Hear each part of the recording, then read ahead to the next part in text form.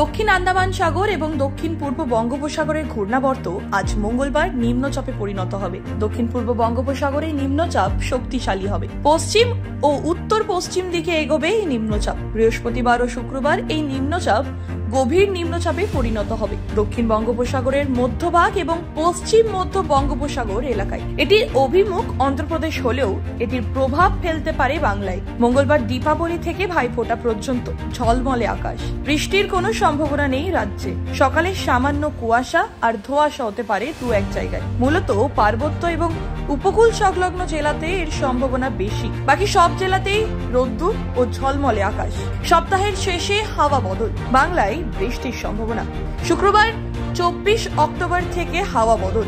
সপ্তাহের শেষে জেলাতে বৃষ্টির সম্ভাবনা রয়েছে শুক্রবার। উত্তর ও দক্ষিণ 24 পরগনা, পূর্ব পশ্চিম মেদিনীপুর এবং ঝাড়গ্রামে বজ্রবিদ্যুৎ সহ হালকা থেকে মাঝারি বৃষ্টির পূর্বাভাস। দক্ষিণা বাতাস ও পশ্চিমী হাওয়ার সংস্পর্শে বজ্রবিদ্যুৎ সহ বৃষ্টির সম্ভাবনা। উত্তরবঙ্গেও সপ্তাহের শেষে বৃষ্টির পূর্বাভাস।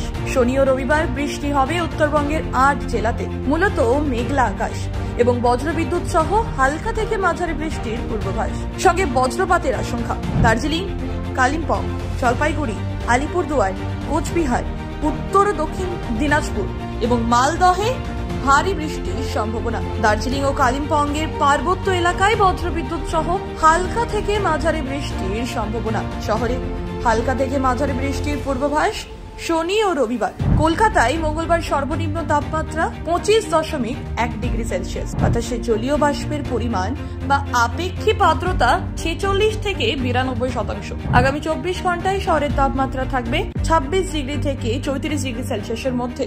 ব্যুরো রিপোর্ট, খবর বাংলা।